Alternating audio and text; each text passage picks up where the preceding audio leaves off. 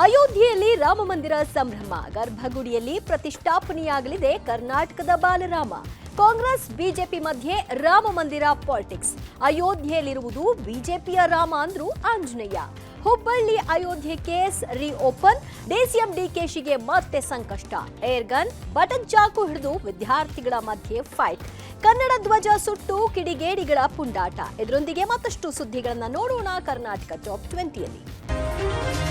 ಅಯೋಧ್ಯೆಯಲ್ಲಿ ರಾಮ ಮಂದಿರ ಸಂಭ್ರಮ ಕಳೆಗಟ್ಟಿದೆ. ಜನವರಿ 22ಕ್ಕೆ ಅಯೋಧ್ಯೆ ಶ್ರೀರಾಮ ಮಂದಿರ ಗರ್ಭಗುಡಿ ಉದ್ಘಾಟನೆ ಆಗಲಿದ್ದು, ಕರ್ನಾಟಕದ ಕೃಷ್ಣಶಿಲೆಯ ಬಾಲರಾಮ ಆಯ್ಕೆಯಾಗಿದೆ. ಮೈಸೂರಿನ ಶಿಲ್ಪಿ ಅರುಣ್ ಯೋಗಿರಾಜ್ ಕೆತ್ತಿದ ಪ್ರತಿಮೆ ಇದಾಗಿದೆ. ಈ ಬಗ್ಗೆ ಅಧಿಕೃತ ಘೋಷಣೆಯೊಂದೇ ಬಾಕಿ ಇದೆ. ಬೆಂಗಳೂರಿನ ಜಿಎಲ್ ಭಟ್, ಮೈಸೂರಿನ ಅರುಣ್ ಯೋಗಿರಾಜ್, ರಾಜಸ್ಥಾನದ ಸತ್ಯನಾರಾಯಣ ಪಾಂಡೆ ಬಾಲರಾಮನ ಮೂರ್ತಿ ಕೆತ್ತಿದ್ರು. ಈ ಪೈಕಿ ಮೈಸೂರಿನ ಶಿಲ್ಪಿ ಅರುಣ್ ಯೋಗಿರಾಜ್ ಕೆತ್ತಿದ ಪ್ರತಿಮೆ ಆಯ್ಕೆಯಾಗಿದೆ. ಇನ್ನು ಬಾಲರಾಮ ಆಯ್ಕೆಗೆ ವಿಶೇಷ ತಂಡ ರಚಿಸಲಾಗಿತ್ತು. 51 ಇಂಚು ಎತ್ತರದ ಮಗುವಿನ ರೂಪದಲ್ಲಿರುವ ಮೂರ್ತಿ ಇದಾಗಿದ್ದು, ಬಾಲ್ಯದ ನೋಟ, ಮೂರ್ತಿಯ ದೈವತ್ವ ರೂಪ, ಸೃಜನಾತ್ಮಕ ವಿನ್ಯಾಸ, ಶಿಲೆಯ ಗುಣಮಟ್ಟದ ಆಧಾರದ ಮೇಲೆ ಆಯ್ಕೆ ಮಾಡಲಾಗಿದೆ. ಈ ಬಗ್ಗೆ ಅಧಿಕೃತ ಘೋಷಣೆಯೊಂದೇ ಬಾಕಿ ಇದೆ. ನನ್ನ ಜೀವನದಲ್ಲೇ ತುಂಬ ಅಮೂಲ್ಯವಾದ ಮರೆಯಲಾಗದ ಒಂದು ಕ್ಷಣ ಅಂತಲೇ ಹೇಳ್ಬೋದು. ತುಂಬ ಹೆಮ್ಮೆಯ ವಿಷಯ. ನಮ್ಮದು 250 ವರ್ಷಗಳಿಂದ ಈ ಕೆಲಸ ಮಾಡ್ತಾ ಬರ್ತೇವೆ. 5 ತಲೆಮಾರು. ನನಗೆ ಮೊದಲನೇ ಸಲ ಶಂಕರಾಚಾರ್ಯ ಕೇದಾರ್ನಾಥ್ಗೆ ವಿಗ್ರಹ ಮಾಡಲಿಕ್ಕೆ ಸಿಕ್ಕಿದಾಗ ಅವಕಾಶ, ನಾನು ಅನ್ಕೋತಾ ಇದ್ದೆ ನನ್ನ ಜೀವನದಲ್ಲಿ ಇದಕ್ಕಿಂತ ದೊಡ್ಡ ಕೆಲಸ ಇನ್ನೇನು ಸಿಗಲ್ಲಪ್ಪ ಅಂತ. ದೇವರು ಇಲ್ಲ ಇರು ಅಂದ್ಬಿಟ್ಟು ಇನ್ನೊಂದು ಅವಕಾಶ ಕೊಟ್ಟರು, ಇಂಡಿಯಾ ಗೇಟ್ನಲ್ಲಿ ನೇತಾಜಿ ಸುಭಾಷ್ ಚಂದ್ರ ಬೋಸ್ ಮಾಡಲಿಕ್ಕೆ. ಆಗ ಅಂದ್ಕೊಂಡೆ ಮತ್ತೆ ನೋಡು, ಅದಕ್ಕಿಂತ ಒಂದು ದೊಡ್ಡ ಅವಕಾಶ ಕೊಟ್ಟರು ನನಗೆ, ಇನ್ನು ಇದಕ್ಕಿಂತ ದೊಡ್ಡ ಅವಕಾಶ ಸಿಗಲ್ಲ ಅಂತ. ದೇವರು ಮತ್ತೆ ನನಗೆ ಇನ್ನೊಂದು ಅದಕ್ಕಿಂತ ದೊಡ್ಡ ಅವಕಾಶ, ಲಲ್ಲನ ತೋರಿಸೋವಂಥ ಜವಾಬ್ದಾರಿ.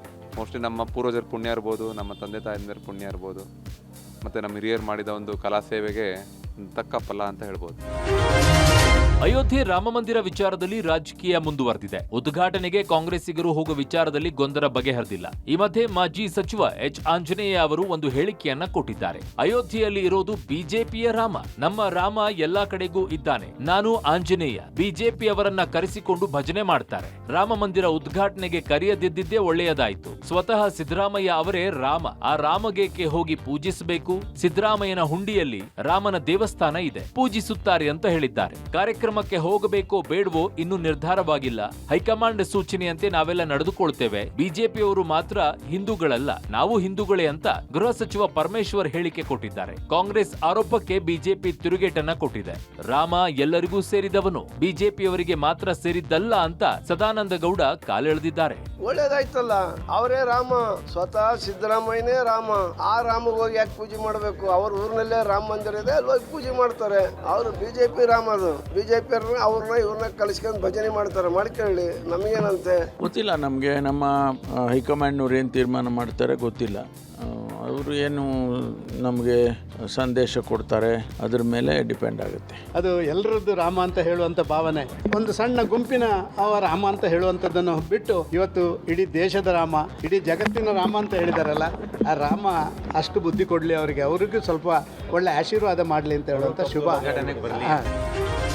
ಹುಬ್ಬಳ್ಳಿಯಲ್ಲಿ 31 ವರ್ಷದ ಬಳಿಕ ರಾಮ ಜನ್ಮಭೂಮಿ ಹೋರಾಟದ ಪ್ರಕರಣಕ್ಕೆ ಮರುಜೀವ ಸಿಕ್ಕಿದೆ.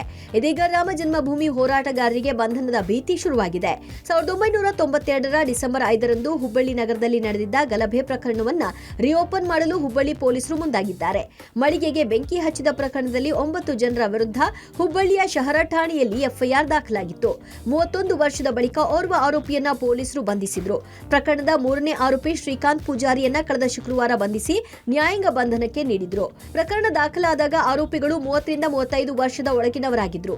ಈಗ ಅವರಿಗೆಲ್ಲ 65ರಿಂದ 70 ವರ್ಷಗಳಾಗಿವೆ. ಸದ್ಯ ರಾಜು ಧರ್ಮದಾಸ್, ಶ್ರೀಕಾಂತ್ ಪೂಜಾರಿ, ಅಶೋಕ್ ಕಲಬುರ್ಗಿ, ಷಣ್ಮುಗ ಕಾಟಗಾರ, ಗುರುನಾಥ ಕಾಟಗಾರ, ರಾಮಚಂದ್ರ ಕಲಬುರ್ಗಿ ಹಾಗೂ ಅಮೃತ ಕಲಬುರ್ಗಿ ಹುಡುಕಾಟಕ್ಕೆ ಪೊಲೀಸರು ಮುಂದಾಗಿದ್ದಾರೆ. ಲೋಕಸಭೆ ಚುನಾವಣೆ ಸನಿಹದಲ್ಲಿ ಡಿಸಿಎಂ ಡಿಕೆಶಿಗೆ ಬೆಗ್ ಶಾಕ್ ಎದುರಾಗಿದೆ. ಅಕ್ರಮ ಆದಾಯ ಗಳಿಕೆ ಕೇಸ್ನಲ್ಲಿ ರಾಜ್ಯ ಸರ್ಕಾರ ಪೂರ್ವಾನುಮತಿ ಹಿಂಪಡೆದರೂ ಸಿಬಿಐ ತನಿಖೆಯಿಂದ ಡಿಸಿಎಂ ಡಿಕೆ ಶಿವಕುಮಾರ್ ಬಚಾವಾಗಿಲ್ಲ. ಡಿಕೆಶಿ ಮಾತ್ರವಲ್ಲ, ಪತ್ನಿ ಉಷಾಗೂ ಸಿಬಿಐ ಸಂಕಷ್ಟ ಎದುರಾಗಿದೆ. ಕೇರಳದ ಜೈ ಹಿಂದ್ ನ್ಯೂಸ್ ಚಾನೆಲ್ನಲ್ಲಿ ಡಿಕೆ ದಂಪತಿ 25 ಲಕ್ಷ ಹೂಡಿಕೆ ಮಾಡಿದ್ರು.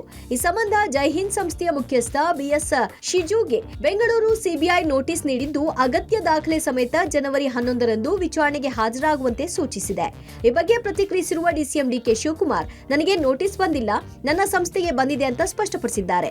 ಇದು ರಾಜಕೀಯ ಷಡ್ಯಂತ್ರ ಅಂತ ಡಿಸಿಎಂ ಡಿಕೆ ಶಿವಕುಮಾರ್ ಕಿಡಿಕಾರಿದ್ದಾರೆ. ಅವರೊಬ್ಬರಿಗೆ ನೋಟಿಸ್ ಕೊಟ್ಟಿಲ್ಲ, ಹಾಪ್ಕಾಮ್ಸ್ ಸಬ್ ರಿಜಿಸ್ಟರ್ ಎಲ್ರಿಗೂ ಕೊಟ್ಟಿದೆ. ಸರ್ಕಾರ ಈಗಾಗಲೇ ಕೇಸ್ ವಿತ್ಡ್ರಾ ಮಾಡಿದೆ. ಆದ್ರೂ ಯಾವ ಲೆಕ್ಕಾಚಾರದಲ್ಲಿ ಕೊಟ್ಟಿದ್ದಾರೆ ಗೊತ್ತಿಲ್ಲ. ನನ್ನನ್ನ ರಾಜಕೀಯವಾಗಿ ಮುಗಿಸಬೇಕು ಅಂತ ದೊಡ್ಡ ಷಡ್ಯಂತ್ರ ನಡೀತಾ ಇದೆ ಅಂತ ಆರೋಪಿಸಿದ್ದಾರೆ. ಈ ಮಧ್ಯೆ ಡಿಕೆಶಿ ವಿರುದ್ಧದ ಅಕ್ರಮ ಆಸ್ತಿ ಗಳಿಕೆ ಆರೋಪ ಪ್ರಕರಣ ಲೋಕಾಯುಕ್ತ ತನಿಖೆಗೆ ಸರ್ಕಾರ ಆದೇಶಿಸಿದೆ. 2013ರಿಂದ 2018ರವರೆಗಿನ ಆಸ್ತಿ ತನಿಖೆಗೆ ಲೋಕಾಯುಕ್ತ ಅಧಿಕಾರಿಗಳು ಮುಂದಾಗಿದ್ದಾರೆ. ಈ ಬಗ್ಗೆ ಖುದ್ದು ಡಿಸಿಎಂ ಡಿಕೆ ಶಿವಕುಮಾರ್ ಅವರೇ ಸ್ಪಷ್ಟಪಡಿಸಿದ್ದಾರೆ. ಈಗಾಗಲೇ ಈ ಪ್ರಕರಣದ ತನಿಖೆಯನ್ನ ಸಿಬಿಐ ನಡೆಸ್ತಾ ಇದ್ದು, ಚಾರ್ಜ್ ಶೀಟ್ ಸಲ್ಲಿಕೆಗೆ ಸಿಬಿಐ ಸಿದ್ಧತೆ ನಡೆಸ್ತಾ ಇದೆ. ಅವರು ಯಾವ ಲೆಕ್ಕಾಚಾರದಲ್ಲಿ ನೋಟಿಸ್ ಕೊಡ್ತಾ ಇದ್ದಾರೋ ನನಗೆ ಗೊತ್ತಿಲ್ಲ, ಜ್ಞಾನ ನನ್ನ. ಬಟ್ ಈಗ ಹರಾಸ್ಮೆಂಟ್ ಮಾಡಲಿಕ್ಕೆ ಏನು ಬೇಕಾದ್ರೂ ಮಾಡಲಿ, ನನಗೆ ರಾಜಕೀಯವಾಗಿ ಮುಗಿಸ್ಬೇಕು, ತೊಂದರೆ ಮಾಡಬೇಕು ಅಂತೇಳಿ ಒಂದು ದೊಡ್ಡ ಷಡ್ಯಂತ್ರ ನಡೀತಾ ಇದೆ. ಮರಾಠಿ ಶಾಲೆಯ ಮಕ್ಕಳ ಮೇಲಿರುವ ಪ್ರೀತಿ ಕನ್ನಡ ಮಾಧ್ಯಮದ ಮಕ್ಕಳ ಮೇಲಿಲ್ವಾ ಅನ್ನೋ ಚರ್ಚೆ ಶುರುವಾಗಿದೆ. ಬೆಳಗಾವಿ ತಾಲೂಕಿನ ನಂದಿಹಳ್ಳಿ ಗ್ರಾಮದ ಕನ್ನಡ ಶಾಲೆಯ ಮಕ್ಕಳಿಗೆ ಸುಸಜ್ಜಿತ ಕೊಠಡಿ ಇಲ್ಲದೆ ಶಾಲೆಯ ಆವರಣದಲ್ಲೇ ಪಾಠ ಕೇಳುವಂತಾಗಿದೆ. ಸರ್ಕಾರಿ ಕನ್ನಡ ಹಾಗೂ ಮರಾಠಿ ಪ್ರಾಥಮಿಕ ಶಾಲೆಗಳು ಒಂದೇ ಆವರಣದಲ್ಲಿದೆ. ಮರಾಠಿ ಮಾಧ್ಯಮದಲ್ಲಿ 150 ಹಾಗೂ ಕನ್ನಡ ಮಾಧ್ಯಮದಲ್ಲಿ 85 ವಿದ್ಯಾರ್ಥಿಗಳು ವ್ಯಾಸಂಗ ಮಾಡ್ತಿದ್ದಾರೆ. ಮರಾಠಿ ಶಾಲೆಗೆ ಕೊಠಡಿ 10 ಇದ್ರೆ ಕನ್ನಡ ಮಾಧ್ಯಮದ ಮಕ್ಕಳಿಗೆ 2 ಕೊಠಡಿಗಳಷ್ಟೇ ಇದೆ. ಒಂದೇ ಕೊಠಡಿಯಲ್ಲಿ ಕನ್ನಡ ಮಾಧ್ಯಮದ 3 ತರಗತಿ ಮಕ್ಕಳಿಗೆ ಪಾಠ ಮಾಡಲಾಗ್ತಿದೆ. ಕನ್ನಡ ಶಾಲೆಯ ಮಕ್ಕಳಿಗೆ ಸೂಕ್ತ ಕೊಠಡಿ ವ್ಯವಸ್ಥೆ ಕಲ್ಪಿಸುವಂತೆ ಕರವೇ ಕಾರ್ಯಕರ್ತರು ಆಗ್ರಹಿಸಿದ್ದಾರೆ. ಸರ್, ನಮ್ಮ ಶಾಲೆಯಲ್ಲಿ ಹುಡುಗರ ಸಂಖ್ಯೆ 85 ಇದೆ. ಕನ್ನಡ ಶಾಲೆಯಲ್ಲಿ ಕಲೀಲಿಕ್ಕೆ ಕ್ಲಾಸ್ ರೂಮ್ ಬರೀ 2 ಕ್ಲಾಸ್ ಇದೆ ಸರ್. 2 ರೂಮ್ ಇದಾವೆ. ಅದಕ್ಕಾಗಿ ಹುಡುಗರು ಭಾಳ ತೊಂದರೆ ಅನುಭವಿಸ್ತಾ ಇದ್ದಾರೆ. ಈಗ ಬರೀ 2 ಕ್ಲಾಸ್ ರೂಮ್ ಇದಾಗ್ರಿ. ಒಂದು ಆಫೀಸನ್ನು ಮತ್ತು ವಿತ್ ಕ್ಲಾಸ್ ಅನ್ನು ನಡೆದೈತ್ರಿ. 1ರಿಂದ 7ನೇ ಕ್ಲಾಸ್ ಮಾಡಿ 2 ಕೊಟ್ಟಿದ್ದೀರಿ. ಆಮೇಲೆ ಅದ್ರಾಗನೇ ಮತ್ತು ಆಫೀಸನ್ನು ರೀ. ಇದ್ರಾಗ ಹುಡುಗರಿಗೆ ಸಮಸ್ಯೆ ಆಗತ್ತೆ. ಮರಾಠಿ ಮಕ್ಕಳಿಗೆ ಒಂದು 10-11 ಕ್ಲಾಸ್ ಇರ್ಬೇಕು. ಹೊಸ ವರ್ಷದ ಮೊದಲ ದಿನವೇ ಕಿಡಿಗೇಡಿಗಳು ಅಟ್ಟಹಾಸ ಮೆರೆದಿದ್ದಾರೆ. ಕನ್ನಡ ಧ್ವಜವನ್ನು ಸುಟ್ಟು ಉದ್ದಟತನ ಪ್ರದರ್ಶಿಸಿರುವ ಘಟನೆ ಬೆಳಗಾವಿ ತಾಲೂಕಿನ ಸುಳಗ ಗ್ರಾಮದ ಸಂಗೊಳ್ಳಿ ರಾಯಣ್ಣ ವೃತ್ತದಲ್ಲಿ ನಡೆದಿದೆ. ಓಲ್ಡ್ ಮ್ಯಾನ್ ಸುಟ್ಟ ಬಳಿಕ ಕನ್ನಡ ಧ್ವಜಕ್ಕೂ ಕಿಡಿಗೇಡಿಗಳು ಬೆಂಕಿ ಇಟ್ಟಿದ್ದಾರೆ. ಕಿಡಿಗೇಡಿಗಳ ಕೃತ್ಯಕ್ಕೆ ಕನ್ನಡ ಪರ ಸಂಘಟನೆಗಳು ಆಕ್ರೋಶ ವ್ಯಕ್ತಪಡಿಸಿವೆ. ಒಂದೆಡೆ ರಾಜ್ಯಾದ್ಯಂತ ಕನ್ನಡ ನಾಮಫಲಕ ಅಳವಡಿಕೆಗೆ ಆಗ್ರಹಿಸಿ ಅಭಿಯಾನ ನಡೀತಾ ಇದ್ದರೆ, ಮತ್ತೊಂದೆಡೆ ವರ್ಷದ ಮೊದಲ ದಿನವೇ ನಾಡಧ್ವಜವನ್ನು ಸುಟ್ಟು ದುಷ್ಕರ್ಮಿಗಳು ದುಷ್ಕೃತ್ಯ ಮೆರೆದಿದ್ದಾರೆ. ಕಿಡಿಗೇಡಿಗಳ ವಿರುದ್ಧ ಕ್ರಮಕ್ಕೆ ಕರವೇ ಕಾರ್ಯಕರ್ತರು ಆಗ್ರಹಿಸಿದ್ದಾರೆ. ಬೆಳಗಾವಿಯ ಕಾಕತಿ ಪೊಲೀಸ್ ಠಾಣೆ ವ್ಯಾಪ್ತಿಯಲ್ಲಿ ಈ ಪ್ರಕರಣ ನಡೆದಿದೆ. ರಾಮನಗರದಲ್ಲಿ ಡೈರಿ ಕಾರ್ಯದರ್ಶಿ ನೇಮಕ ವಿಚಾರಕ್ಕೆ ಕಾಂಗ್ರೆಸ್ ಜೆಡಿಎಸ್ ಜಟಾಪಟಿ ತಾರಕಕ್ಕೇರಿದೆ. ರಾಮನಗರದ ಐಜೂರು ವೃತ್ತದಲ್ಲಿ ಹಾಲು ಸುರಿದು ಅಣ್ಣಹಳ್ಳಿ ಗ್ರಾಮದವರು ಪ್ರತಿಭಟನೆ ನಡೆಸಿದ್ರು. ಬೆಂಗಳೂರು ಮೈಸೂರು ಹಳೆ ಹೆದ್ದಾರಿಯಲ್ಲಿ 10 ಕ್ಯಾನ್ ಹಾಲು ಸುರಿದು ಆಕ್ರೋಶ ಹೊರಹಾಕಿದ್ರು. ಕಾಂಗ್ರೆಸ್ ಅಧಿಕಾರ ದುರುಪಯೋಗ ಪಡಿಸಿಕೊಂಡು ಕಾರ್ಯದರ್ಶಿ ನೇಮಕ ಮಾಡಿದೆ ಅಂತ ಕಿಡಿಕಾರಿದ್ರು. ಹೆದ್ದಾರಿಯಲ್ಲಿ ಹಸು ಕಟ್ಟಿ ರಸ್ತೆ ತಡೆದು ಕಾಂಗ್ರೆಸ್ ಮುಖಂಡ ಹಾಗೂ ಬಮೂಲ್ ನಿರ್ದೇಶಕ ಪಿ ನಾಗರಾಜು ಭಾವಚಿತ್ರಕ್ಕೆ ಚಪ್ಪಲಿ ಏಟು ನೀಡಿ ಧಿಕ್ಕಾರ ಕೂಗಿದ್ರು. ರಸ್ತೆಯಲ್ಲೇ ಮಲಗಿ ಕಾರ್ಯದರ್ಶಿ ಬದಲಾವಣೆ ಮಾಡುವಂತೆ ಪಟ್ಟು ಹಿಡಿದ್ರು. ನಿನ್ನೆ ಕೂಡ ಡೈರಿ ಮುಂದೆ ಸಾವಿರಾರು ಲೀಟರ್ ಹಾಲು ಸುರಿದು ಗ್ರಾಮಸ್ಥರು ಪ್ರತಿಭಟನೆ ನಡೆಸಿದ್ರು. ಹಿಂದೆ 56 ಲಕ್ಷ ತಿಂದಿದ್ದ ಸೆಕ್ರೆಟರಿ ಅವನ್ನ ಅಮಾನತ್ನಲ್ಲಿಟ್ಟರು. ಅದಾದ ನಂತರ 3.5 ವರ್ಷ ಬೇರೆ ಅಲ್ಲಿ ಟೆಸ್ಟರ್ ಆಗಿ ಕೆಲಸ ಮಾಡ್ತಾ ಇದ್ದವನ್ನ ಹಂಗಾಮಿ ಸೆಕ್ರೆಟರಿಯಾಗಿ ಮಾಡಿದ್ರು.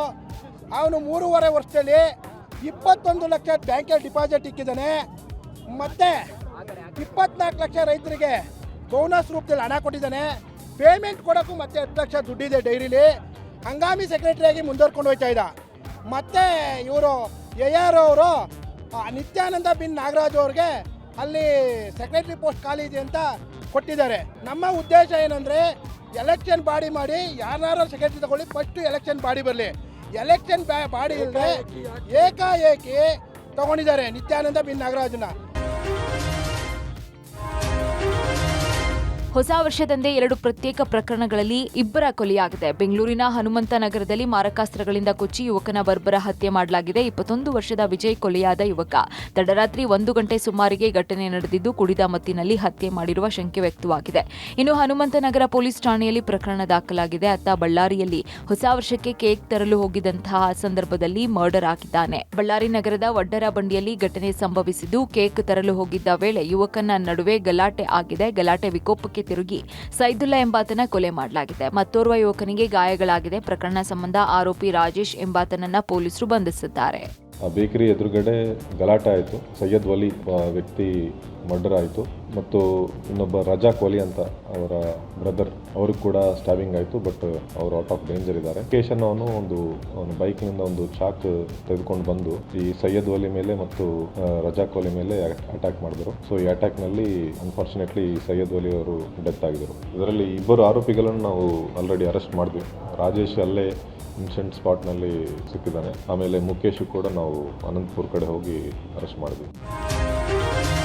ಹೊಸ ವರ್ಷದ ಸಂಭ್ರಮದಲ್ಲಿ ಬೆಂಗಳೂರು ಮಿಂದೆದ್ದಿದೆ. ನವೋಲ್ಲಾಸ, ಕುಣಿತ, ಮೋಜು, ಮಸ್ತಿ, ಹರ್ಷೋದ್ಗಾರದೊಂದಿಗೆ ಹೊಸ ವರ್ಷವನ್ನ ಬರಮಾಡಿಕೊಳ್ಳಾಯಿತು. ಆದ್ರೆ ಈ ಸಂಭ್ರಮದ ನಡುವೆ ಅಲ್ಲಲ್ಲಿ ಅವಾಂತರ ಕೂಡ ಸಂಭವಿಸಿದೆ. ಪಾರ್ಟಿ ಹಾಟ್ಸ್ಪಾಟ್ಗಳಾದಂತಹ MG road, brigade road, church ಸ್ಟ್ರೀಟ್ನಲ್ಲಿ ಎಣ್ಣೆ ಏಟಲ್ಲಿ ಯುವಕ ಯುವತಿಯರು ತೂರಾಡಿದ್ದಾರೆ. ರಸ್ತೆಯಲ್ಲಿ ಬಿದ್ದು ಹೊರಳಾಡಿ ರಂಪಾಟ ಮಾಡಿದ್ದಾರೆ.